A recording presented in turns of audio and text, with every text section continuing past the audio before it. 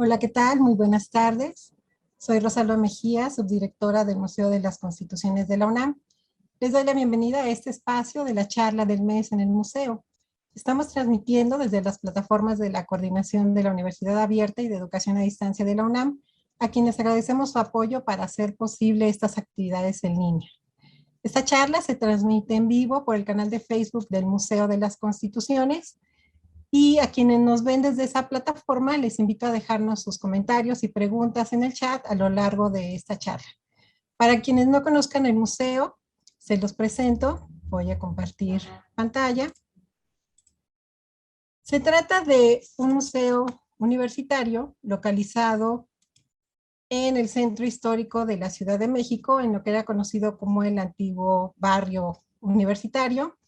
Y el museo se encuentra en este edificio que es el Templo de San Pedro y San Pablo, eh, que fue la iglesia del primer colegio jesuita que se fundó en la Nueva España. Aquí se promulgó la Constitución de 1824 y es por eso que este recinto no recibe ahora como Museo de las Constituciones. El museo fue inaugurado en el 2011 y tiene como uno de sus objetivos o sus tareas, divulgar la importancia del conocimiento de los derechos humanos incluidos en nuestra Constitución. Esta es la vista interna del museo. Les recordamos que ahorita todas nuestras actividades las estamos haciendo en línea, pero en cuanto podamos abrirlos esperamos para que nos visiten. Ese es el interior del museo. Está dividido en 4 salas que hablan desde el concepto de constitución, hacemos un repaso por la historia constitucional de México, nuestro tema central es la Constitución de 1917 y cerramos con un núcleo temático dedicado a nuestros derechos humanos y la ciudadanía. Como les decía, el museo tiene como algunas de sus funciones la difusión de los derechos constitucionales y difundir también la historia constitucional de nuestro país. En este sentido, la charla de este mes tiene como objetivo precisamente hablar un poco de esta historia constitucional de México. Con nuestro invitado, el doctor Fernando Serrano Migallón, vamos a hablar el día de hoy de la creación del imperio, del primer imperio que tuvimos en México y los inicios de la construcción del Estado mexicano. Voy a dejar de compartir pantalla para invitarlos a que nos visiten en nuestra página web. Tenemos desde un recorrido virtual por estas salas que les mostré hasta la cartelera con las actividades que estamos realizando. En este año cumplimos una década de estar con todos nuestros visitantes y con todo el público y los invitamos a conocer lo que hacemos a través de nuestra página. Pues entrando en materia de esta charla, voy a hacer una breve introducción. Hace 200 años, precisamente un 28 de septiembre, en 1821 fue declarada la independencia del Imperio Mexicano. Este hecho marcó el inicio de una complicada etapa de construcción del Estado mexicano. Y precisamente para analizar la importancia y el significado de estos acontecimientos y del Acta de Independencia, nos acompaña el doctor Fernando Serrano Migallón. Doctor, es un gusto tenerlo con nosotros. Bienvenido. No, el gusto es para mí. Dice, doctora, para mí es una verdadera placer, satisfacción estar en el Museo de las Constituciones. Agradecerle a la doctora Breña la invitación y a usted. Para mí es un honor que sea usted quien dirija esta sesión y que me permita a mí estar con usted. Muchísimas gracias, doctor. Voy a leer una semblanza breve de nuestro invitado. Pues el doctor Fernando Serrano cursó las carreras de Derecho y Economía en la Universidad Nacional Autónoma de México, obtuvo el diploma de estudios superiores en el Instituto Internacional de Administración Pública de París y el de Derecho Internacional Público en la Academia de Derecho Internacional de la Corte Internacional de Justicia de La Haya, en los Países Bajos. Además de ser doctor en Historia por la Universidad Nacional Autónoma de México, tiene estos otros estudios.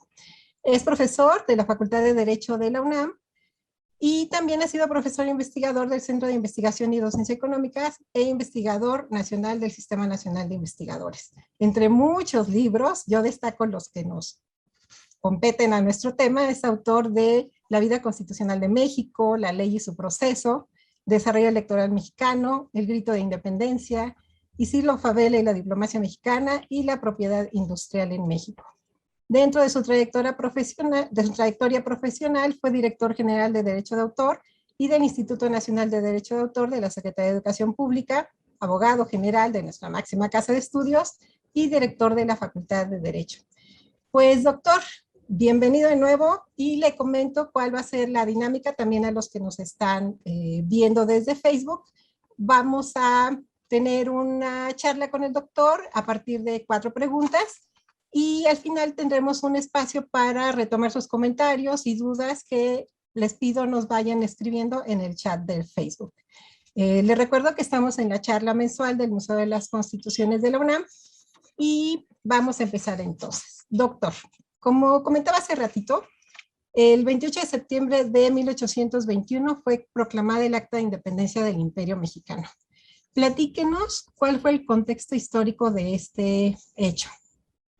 Bueno, la independencia de México fue un deseo largamente acariciado por muchísimos mexicanos. Desde mucho antes del grito de Miguel Hidalgo, el 16 de septiembre de 1810, ya había habido intentos, el de Primo Verdad, algunos pronunciamientos del ayuntamiento, había habido brotes que manifestaban el deseo de convertirse en un país independiente. En 1810, todos lo sabemos, lo que pasó en Dolores Hidalgo, se empezó la guerra de independencia que terminó prácticamente con la aprehensión de Hidalgo y sobre todo de Morelos. Después del fusilamiento de Morelos, cayó la lucha armada de los insurgentes, quedando un par de focos, 2 o 3 focos de insurgencia, sobre todo en las sierras de Oaxaca y fundamentalmente de Guerrero, con Vicente Guerrero. Al mismo tiempo, en Europa se desarrolla el proceso posterior a la Revolución Francesa, que son las invasiones napoleónicas a toda Europa, entre ellos a España, y la captura de los 2 reyes nefastos, entre todos los reyes nefastos que ha tenido España, quizá los 2 peores, Carlos IV y Fernando VII, que son secuestrados, llevados a Francia, a Bayona, y donde surge el primer atisbo de constitución para el Imperio Español y por consiguiente para México, que era parte del continente del Imperio Español, que es el Estatuto Provisional de Bayona. Es la primera vez que los españoles se dan cuenta de la ventaja que tiene vivir en un régimen constitucional. Por eso quizá a los españoles no les gusta hablar mucho de Bayona. Todo lo empiezan con Cádiz, porque no les gusta reconocer que fue gracias a una constitución espuria, impuesta, sin arraigo y sin conciencia nacional, que ellos aprendieron las ventajas de un régimen de derecho. Y ellos, y por supuesto, las colonias. Esto trae una agitación adicional a aquel deseo de independencia en las colonias, en particular en México. Y en México, el que había sido el jefe de la represión contra los insurgentes, Agustín de Iturbide, ve la oportunidad de sumarse con los que buscaban la independencia y primero se reúne convence a las tropas españolas de la ventaja de la independencia, se reúne con Guerrero, se dan el famoso abrazo de Acatempan, firman el plan de Iguala que habla de la unión de las fuerzas para obtener un país independiente. Luego llega, ya no era el virrey, ya después de la Constitución de Cádiz había desaparecido la figura del virrey, pero llega Juan de O'Donojú como el jefe político y militar de la Nueva España, con las mismas atribuciones de un virrey, pero había desaparecido el título de virrey, del representante del rey. Y se reúnen en la Ciudad de México, después de los tratados de Córdoba, que fijan las bases sobre la cual se puede llegar a un acuerdo para la independencia de México. Se firma esta acta de independencia formalmente el 28 de septiembre. Digo formalmente porque seguramente es una acta que se elaboró días antes, se recabaron las firmas por separado, no es que se hayan reunido todos juntos. Por ejemplo, está el lugar para la firma de Juan de O'Donojú, el representante español, pero que por razones de enfermedad no firma. aunque había manifestado su aceptación total. Y yo tengo además la impresión de que fue parte de los que redactaron el texto del Acta de Independencia. Juan de Donojú era un personaje muy interesante, era liberal, había participado en la lucha de los liberales contra el absolutismo de Carlos IV y de Fernando VII, y que había estado en la cárcel, había sido perseguido por los monarcas absolutos y había sido designado como jefe supremo de la Nueva España, y con ese carácter llega a México. Entonces era un hombre que tenía un espíritu abierto, un espíritu libre, y quizá él es el que le da cierta forma a esta carta de independencia, esta acta de independencia, que varía mucho de las demás de América Latina. Todos los países de América, a partir de ese momento, empiezan a expedir sus cartas de independencia, sus actas de independencia, sus declaraciones de independencia, pero la mexicana tiene un carácter especial, excepto en el inicio, que dice la nación mexicana que por 300 años ha carecido de voz propia.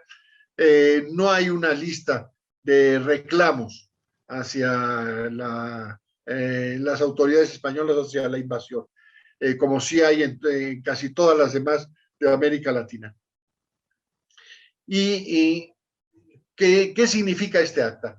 Bueno, el acta es primero un hecho formal, es un acuerdo entre las autoridades españolas y las autoridades mexicanas para crear el Estado mexicano. Entonces es un acta fundacional que tiene, pues, desde mi punto de vista, 3 o 4 aspectos muy, muy importantes. Primero, crea el Estado mexicano, un Estado que no existía. Según la teoría moderna de la ciencia política, el Estado somos todos. El Estado es el conjunto de todo lo que está sobre un territorio, físico, humano y espiritual. Ese es el Estado. Y crea el Estado mexicano por primera vez. Luego crea el gobierno, esa parte del Estado que ejerce el poder. En los tratados de Córdoba se habla de la Junta Suprema, y ya en el Acta de Independencia se habla de la Junta Soberana. Ahí hay un paso quizá imprescindible, pero le da mucha mayor autoridad a la Junta que se crea en el Acta de Independencia que la que se había creado antes. Y crea además, desde mi punto de vista, ya un nuevo estilo de manifestación de las ideas políticas.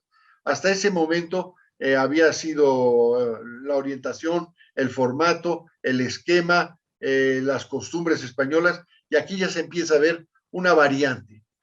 Lo que yo creo que no hace, porque no lo podía hacer, porque aunque hable insistentemente de la nación mexicana, yo creo que la nación mexicana todavía no existía. Es un tema recurrente de los filósofos de la política o de la historia mexicana, decir cuándo surge la nacionalidad mexicana. Y según la ideología o los puntos de vista de quien hace la pregunta, es la forma en la que se contesta. Hay quienes dicen que Cuauhtémoc es el padre de la nacionalidad mexicana, hay quien dice que no, que es Cortés, porque además es el que promueve o organiza la fusión de dos razas distintas. Hay quien dice que no, que es Hidalgo, que da el grito de independencia. Hay quienes se inclinan por Iturbide, y yo tengo una idea distinta. Yo creo que el ser un término nación, a diferencia de Estado de gobierno, que son términos políticos, la nación es un término sociológico, que es más que nada la creencia en la existencia de una serie de valores comunes de una sociedad, que involucran el pasado, un pasado común, una estructura actual y sobre todo una proyección hacia el futuro de lo que se cree. Y yo creo que los mexicanos tomamos o toman conciencia, los que lo hicieron en aquel momento, de la existencia de una nación distinta a la española, con características propias y con intereses y pasiones particulares a partir de la Revolución Mexicana. Ni siquiera con Juárez, cuando se da la segunda independencia de México y se recupera la soberanía que estaba en manos de la Iglesia.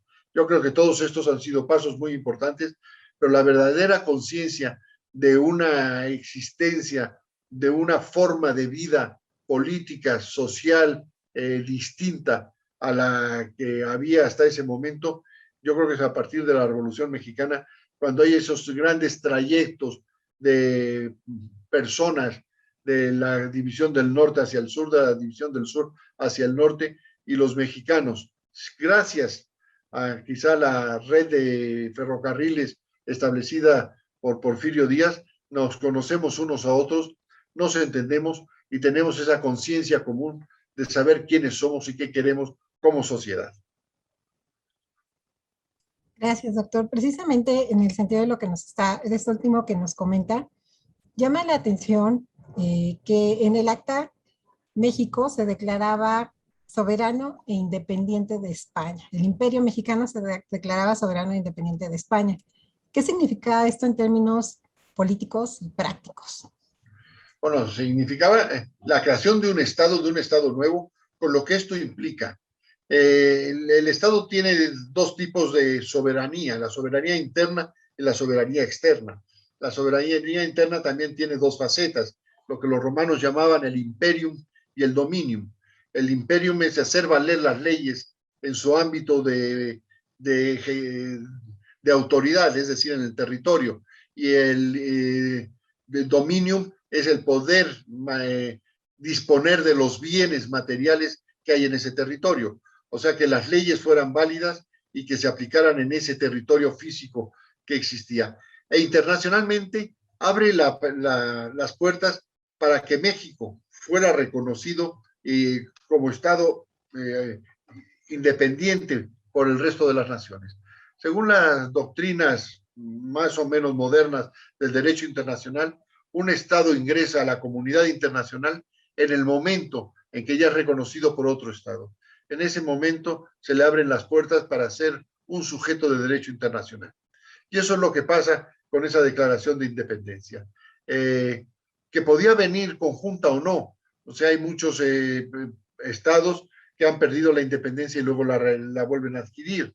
Pero en el caso de México, en ese momento, la independencia y la creación del Estado se dan de manera simultánea el 28 de septiembre hace 200 años. Gracias, doctor. Voy a compartir unas imágenes que conocemos mucho sobre estos acontecimientos. Tenemos aquí una pintura que representa la entrada del ejército trigarante a la Ciudad de México, que fue el 27 de septiembre, y con Iturbide a la cabeza. Y aquí dos imágenes. Bueno, tenemos ahí a Agustín de Iturbide, que encabezó esta entrada del ejército trigarante, y dos imágenes de esta acta de independencia del Imperio Mexicano. Y aquí están las firmas de las que usted nos comentaba, cómo fue el proceso de firma, y esta otra que está en el Archivo General de la Nación. Pero, doctor, quisiera que nos comentara, precisamente hablamos de que se declara una nación soberana e independiente, pero en términos de reconocimiento, ¿qué pasó con este documento? ¿Y cómo llegamos a el imperio de Iturbide? Bueno, el reconocimiento se da paulatinamente, pero bastante rápido, sobre todo Estados Unidos de América y las colonias hispanoamericanas o lo que van a ser independientes a partir también de esos momentos. La primera es Haití en el año 4, pero a partir luego de México ya vienen en cascadas y se empiezan a reconocer unas a otras. De manera torpe España tarda mucho el reconocimiento, hasta finales de los años 30. Entonces, España de manera absurda y en contra de lo que quería y pensaba Juan de Donojú, debía de haber reconocido inmediatamente la independencia de México y hubiera tenido la posibilidad, España como ex metrópoli, de crear una especie de lo que luego los ingleses hicieron de manera mucho más inteligente con la Commonwealth. Pero al negarse y al mandar además a un par de intentos de reconquista con unas fuerzas que ya no le correspondían, con una debilidad militar, política terrible de la metrópoli, esto no dejó nada más que acrecentar las rencillas y los inconvenientes que había entre las dos sociedades, la sociedad 100% española residente en la metrópoli y la sociedad cada vez más convencida de sus derechos de independencia residente en el nuevo territorio de ese imperio mexicano.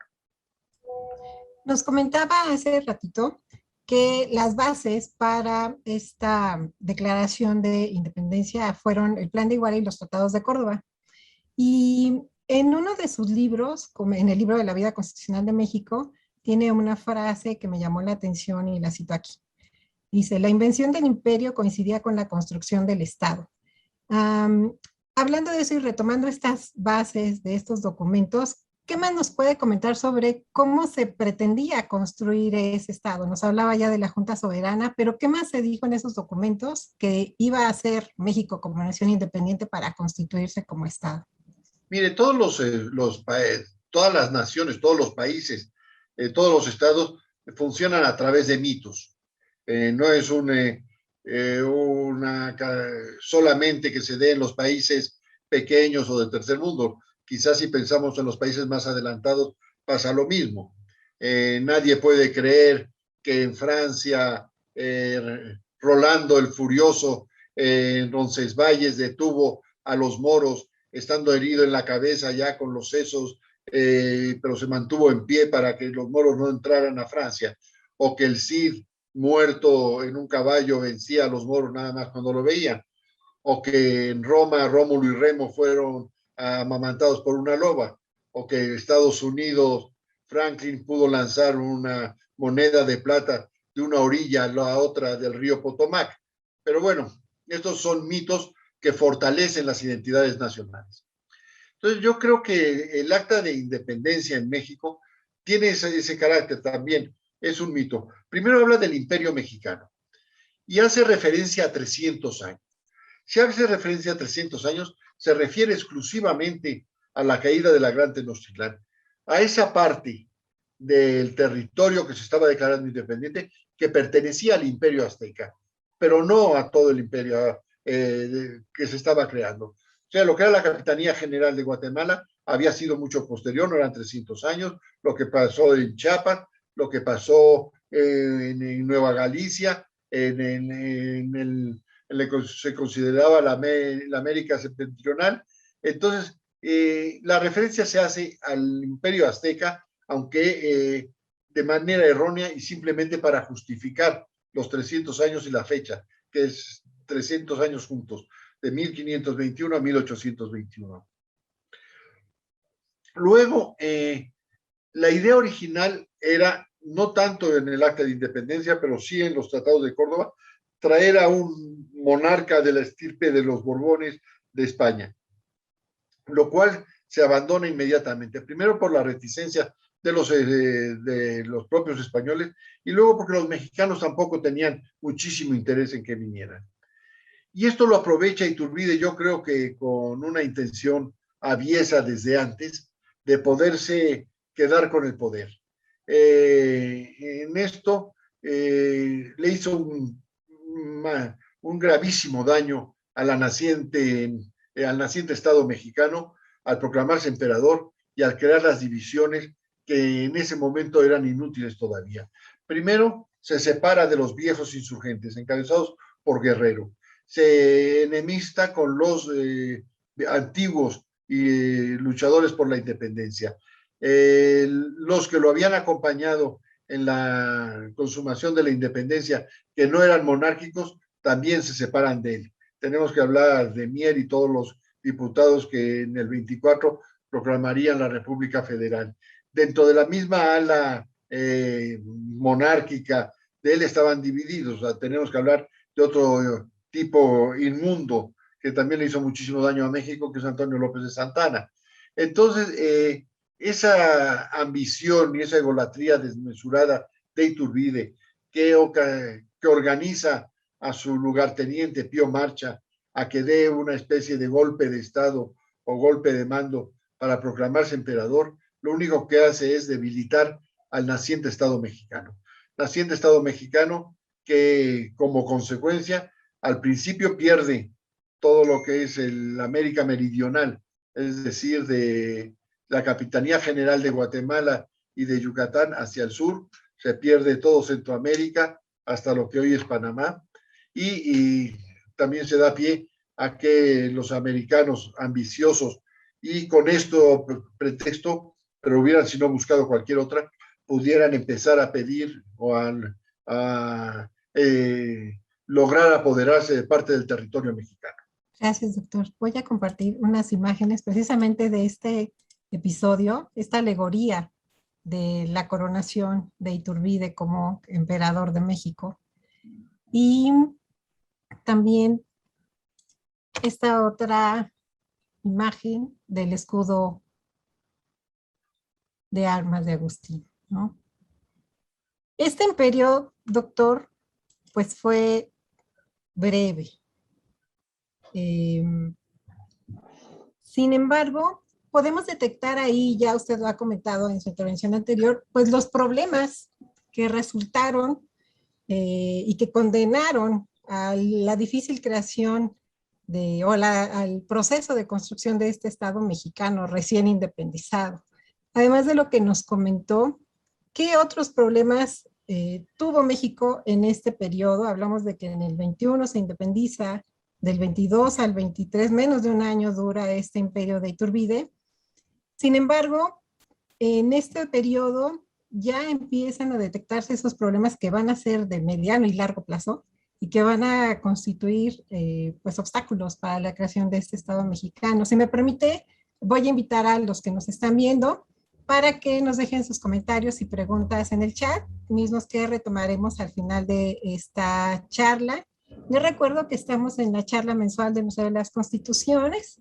En esta ocasión tenemos el honor de contar con el doctor Fernando Serrano Migallón para hablarnos de la creación del imperio y los inicios de la construcción del Estado mexicano. Doctor, gracias. Aquí quizá yo no soy objetivo porque uno de los personajes que me son más antipáticos en la historia de México es Iturbide.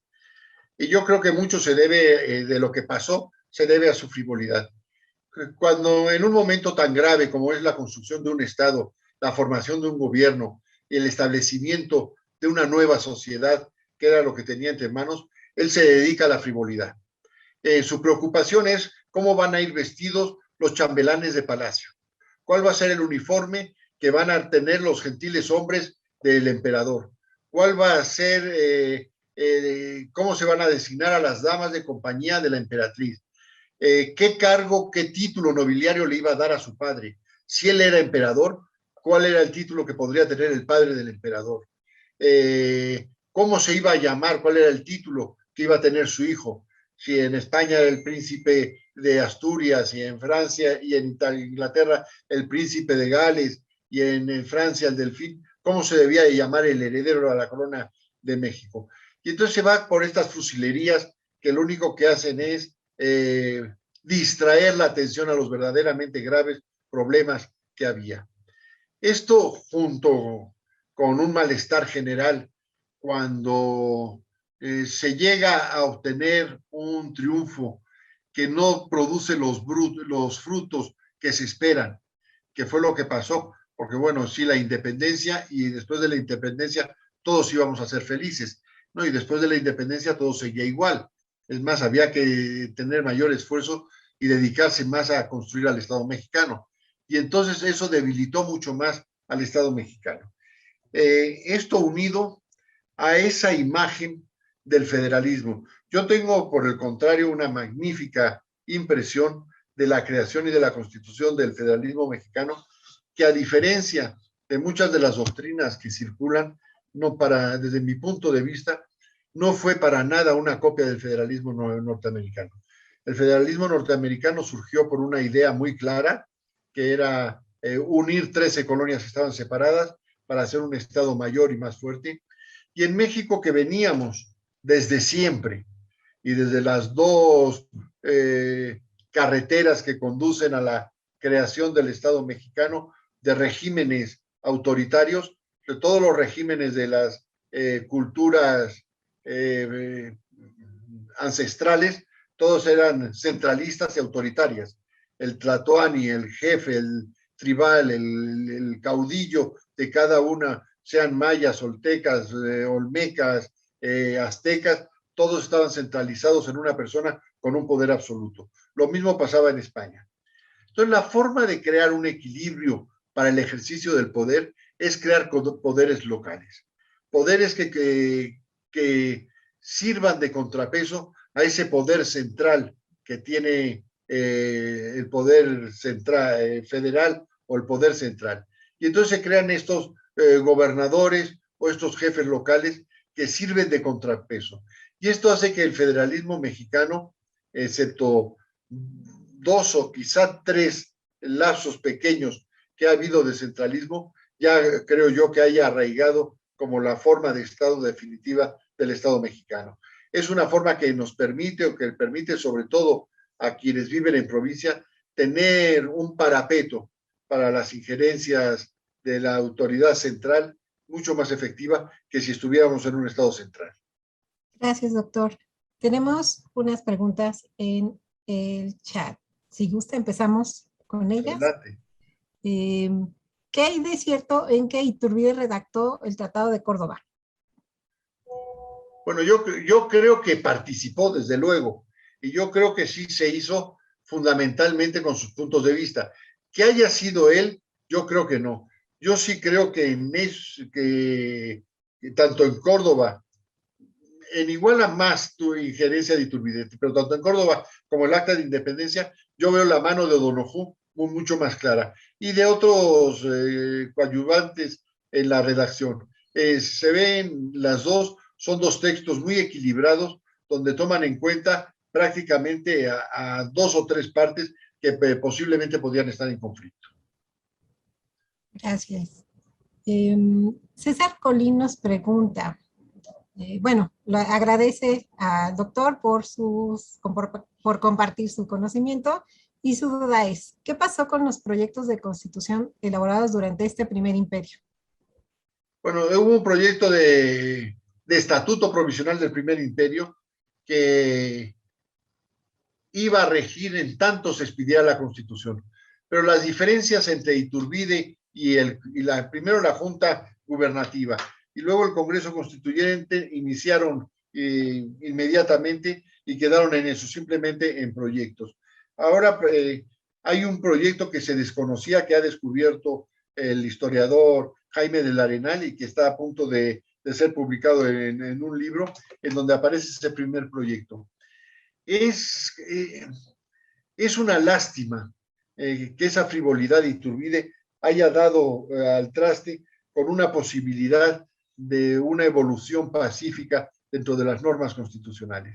¿Y qué fue lo que pasó? Hubo otros países de América que esto lo manejaron mucho mejor. Nosotros, a partir del federalismo de 1824, del acta constitutiva del 24, sí lo hace bastante bien. La prueba está que el Estado mexicano se mantiene unido, y cuando ya después del 24 se pierden más territorios es por la injerencia extranjera, me refiero a Texas, Nuevo México, Arizona, y no por problemas bueno, sí la debilidad del Estado mexicano, evidentemente, pero no por separación de fracciones del terreno del Estado, cosa que sí pasó en la Gran Colombia, que se dividió, se multiplicó en múltiples estados. En esto fueron muchísimo más inteligentes los brasileños. Brasil, cuando la invasión francesa a Portugal, la familia real sale de Portugal, se instala en Río de Janeiro y se quedan 10 o 12 años en Río de Janeiro, donde lo pasan muy bien y se divierten más que en Lisboa. Y el rey regresa a Lisboa, pero deja al hijo mayor, a Pedro de Braganza, como virrey. Y es una independencia incruenta completamente. Es una independencia, quizá podemos decir hasta familiar. Le manda una carta el hijo al padre y le dice: querido papá, nuestros súbditos brasileños quieren independizarse de Portugal y quieren que yo sea su rey. Les he dicho que sí y mañana me coronan. Entonces dejamos de pertenecer a Portugal y seré Pedro I. Te manda un beso tu hijo, que te quiere, Pedro. Y así se produce la independencia de Brasil. Pero con esa habilidad de Pedro de Braganza, Brasil no se divide como sí se dividió la Gran Colombia pensada por Bolívar. Y Brasil es un solo estado, y es un estado federal, pero que sí mantiene la unidad estatal. Gracias, doctor. Gracias, César Colín, por tu pregunta. Tenemos la siguiente y tiene que ver con lo que ha comentado usted sobre las diferentes formas en que se independizaron algunas de las naciones en América. Ricardo Barroy comenta, cuando habla el presidente López Obrador que Iturbide ambicionaba la corona imperial, no se equivoca, pero es difícil imaginar de qué otro modo podía haberse consumado la independencia, puesto que la lucha insurgente estaba menguada. Nuestro proceso es muy distinto a los otros procesos, tanto de la esfera anglosajona como hispana. Sí, porque cada país fue distinto, pero yo lo que sí creo es que ya la independencia era inevitable. Si no hubiera sido con Iturbide y como se dio, a los 2 años o al poco tiempo o más tiempo, se hubiera dado otro hecho contundente que hubiera traído la independencia. Lo que choca al intelecto es que la misma persona le hubiera jurado lealtad al rey español, a la lucha de la independencia, a la posibilidad de un rey de la Casa de Borbón, o a una corona encabezada por él. Entonces sí era en eso un poco endeble en sus juramentos, por decirlo de alguna forma cortés. Gracias, doctor. Gracias, Ricardo, por la pregunta. Tenemos ahora una pregunta de Isabel Navarrete, de Isbeth Navarrete, perdón. Eh, ¿Cuál cree que fue el papel que jugó la Iglesia, no solo en el ámbito económico, en la construcción del naciente Estado? Bueno, la Iglesia estuvo, desde luego, con la habilidad tradicional de 2000 años de existencia, perciben exactamente por dónde van a correr los vientos y hacia dónde hay que colocarse. O sea, la Iglesia fue antiinsurgente hasta que se vio inevitable la independencia. En ese momento asistió a la independencia del lado de Iturbide y coadyuvó con todos los gobiernos hasta la separación de la Iglesia y el Estado en el gobierno del presidente Juárez, pero con una actitud ni siquiera ambivalente, una actitud definida a favor del poder. Gracias, doctor. Tenemos otra pregunta, que si puede abundar más sobre el papel de Juan O'Donoghue, que al parecer se dio cuenta precisamente de que ya la independencia era inevitable. No, Juan O'Donoghue, como digo, era un militar liberal, inteligente, masón, que había luchado contra el absolutismo de Fernando VII y que muy amigo de Francisco Javier Mina, que había sido fusilado en México, partidario también del régimen liberal de la Constitución de Cádiz, que es nombrado jefe supremo de la Nueva España para quitárselo del medio, fundamentalmente para sacarlo de la metrópoli, sacarlo de la península. Y llega aquí y se da cuenta de que la colonia está perdida. Entonces su proyecto es de qué mejor manera la podemos salvar para España, de qué manera podemos hacer que se independice sin que esto signifique un rompimiento ni una lucha. Es de esos personajes, desde mi punto de vista, así como yo le tengo una antipatía que he hecho manifiesta a Iturbide y a Santana, es de esos personajes que cumplen un papel histórico que rara vez es reconocido. Los españoles lo consideraron traidor por haber firmado el Acta de Independencia y los Tratados de Córdoba. Los mexicanos lo consideraban un extranjero y representante de las fuerzas represoras. Pero hay que reconocer que él, como jefe militar, fue el que ordenó a la guardia virreinal que no usara las armas para reprimir al ejército trigarante, sino que se rindieron ni siquiera antes de empezar a luchar. Aparte, con una mala suerte personal, porque parece que de viruela o una infección intestinal, no se sabe bien, pero murió al poco tiempo de consumada la independencia. Y la viuda no tenía prácticamente dinero ni para enterrarlo. Tuvo que ser doña María Ignacia Rodríguez de Velasco, la famosa Güera Rodríguez, la que tuvo que ayudar para el entierro de Juan de Donojú, que no se sabe ciertamente dónde están sus restos, pero con una mala estrella, tanto política como personal, que su labor y su papel histórico no merecía. Qué interesante, doctor. Muchas gracias. Es un personaje que quizá debería tener más estudios, ¿no? Sí, porque aparte eso, con un liberal puro, un liberal convencido, no como los liberales de nuevo cuño que en ese momento surgieron por todos sitios. Así es. Tenemos otra pregunta de Daniel Pem. Tras esta declaración, supongo que se refiere al acta de independencia, ¿cuál fue el estatuto o interés de los peninsulares que habitaban en México? Los que habitaban en México, salvar los restos del naufragio. O sea, a ellos sí les tomó mucho por sorpresa. Se veía previsible, pero no tan rápido ni tan radical. O sea, ellos llegaba Juan de Donojú, jefe máximo, las Fuerzas Armadas Virreinales estaban completamente formadas y en funcionamiento, pudieron dar algún tipo de resistencia, a lo cual no quiso Donojú, y ellos pensaban que, bueno, que si este proceso se iba a dar, iba a ser de una forma mucho más lenta y se podían salvar o mantener por lo menos cierto tipo de privilegios o sobre todo de bienes materiales, lo cual esto vino como una avalancha y sobre todo cuando vieron lo inevitable de que Iturbide lograra la independencia y luego que fuera proclamado emperador y ellos se unieron al emperador y el emperador es depuesto y se proclama una república federal, se quedan todavía más desconcertados y sobre todo más desamparados frente a sus deseos de mantener esos privilegios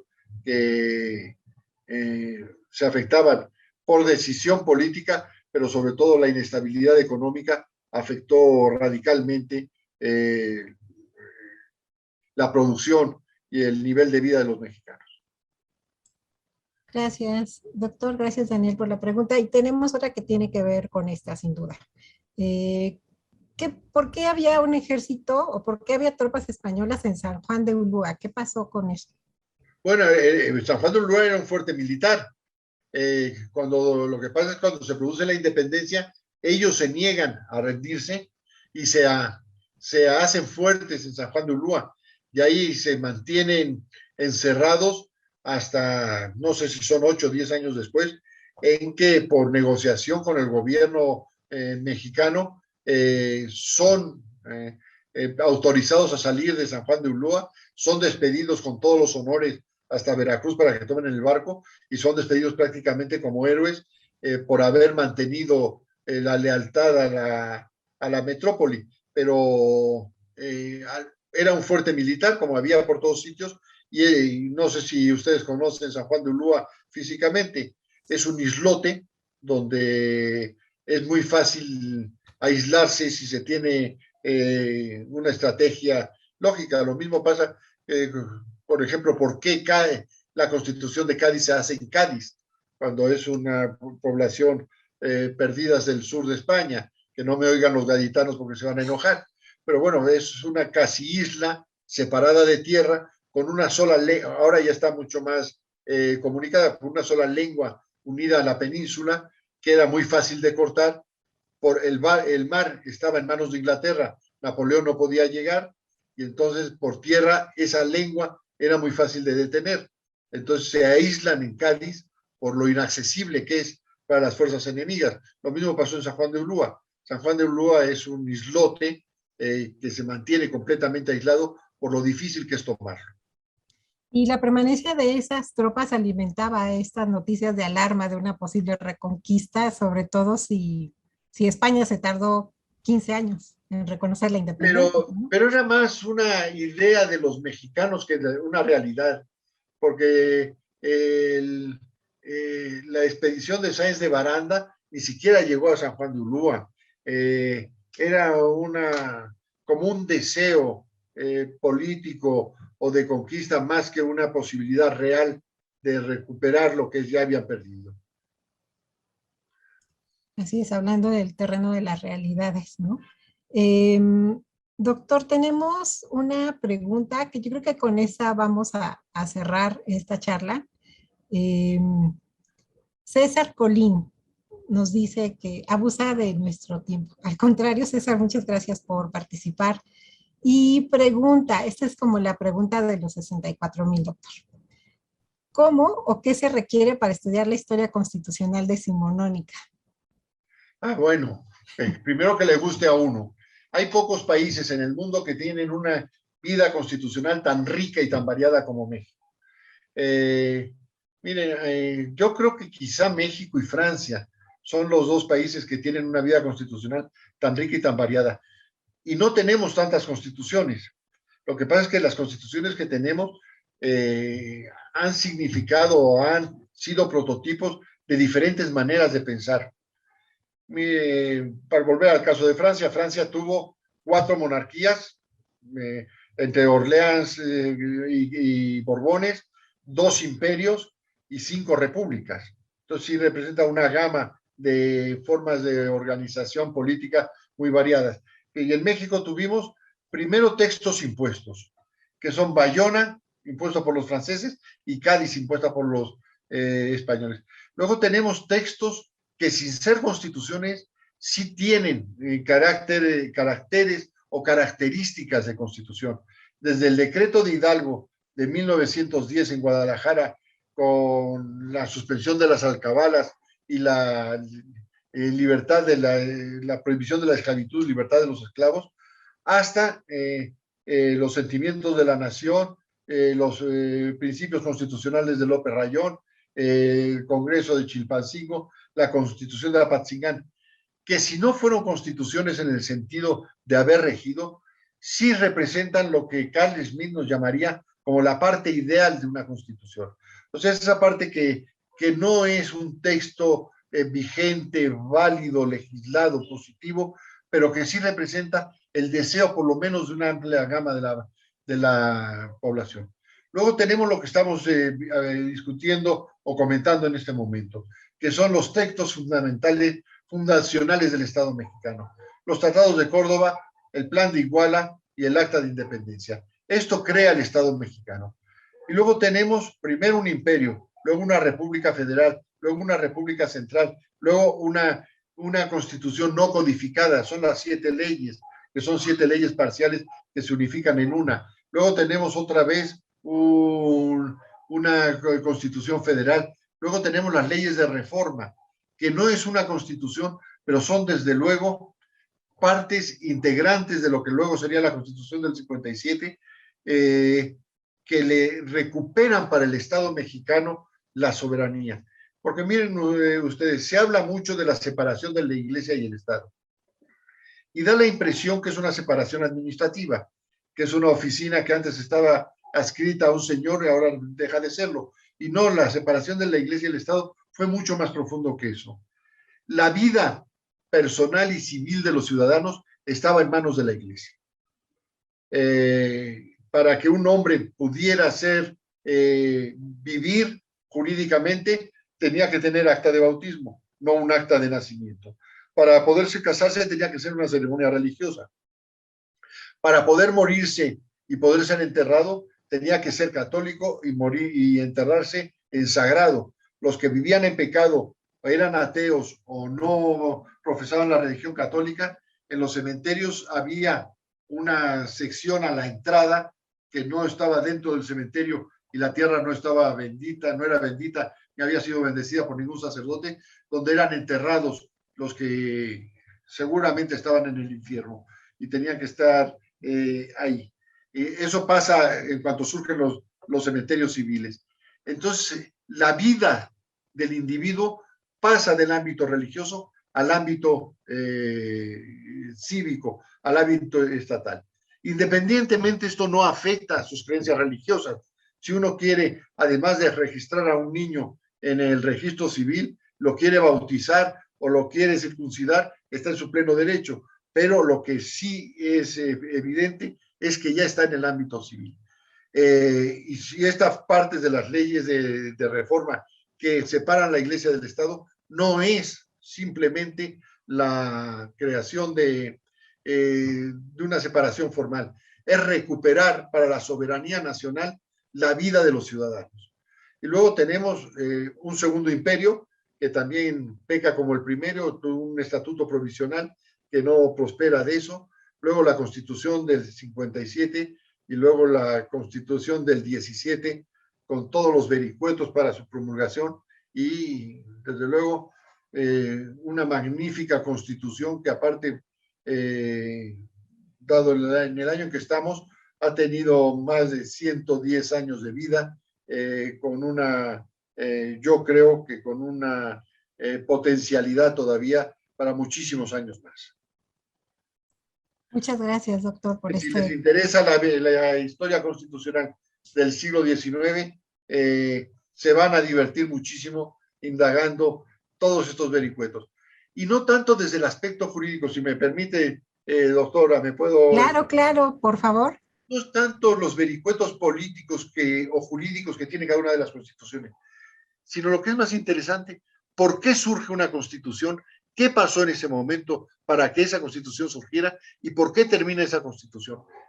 ¿Cuál es la crisis para que esa constitución deje de serlo?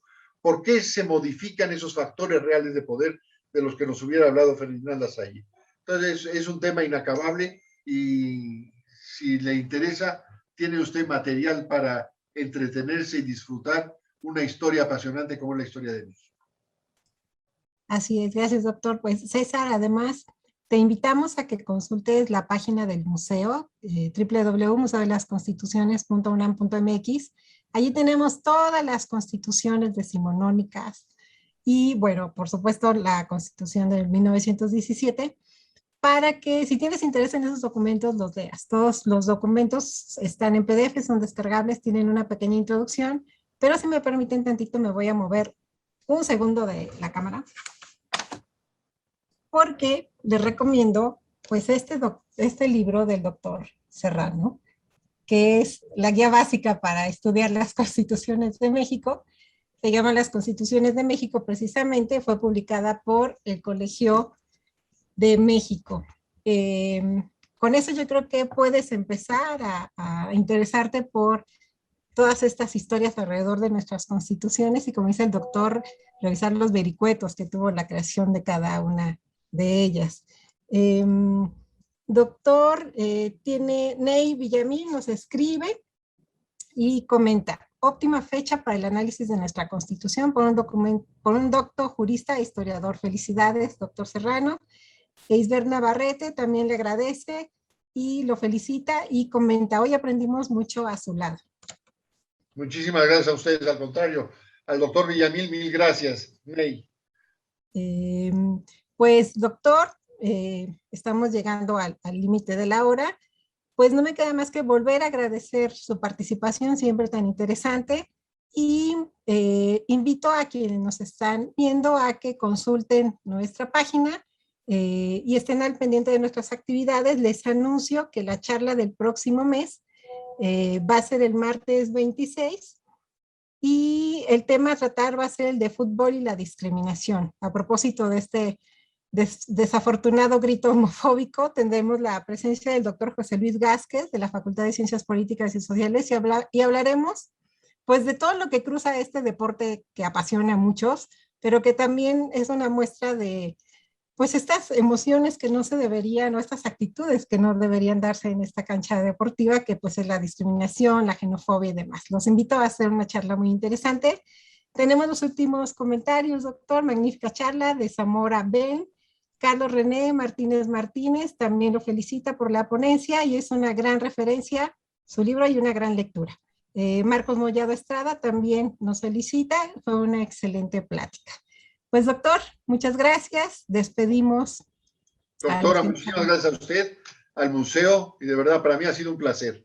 Muchas gracias a usted. Y pues bueno, nos despedimos, les agradecemos su presencia y su participación y los invitamos a seguirnos en nuestras redes sociales también, Facebook, Twitter, Instagram, para que estén al pendiente de las actividades que realizamos. Que tengan todos muy buena tarde.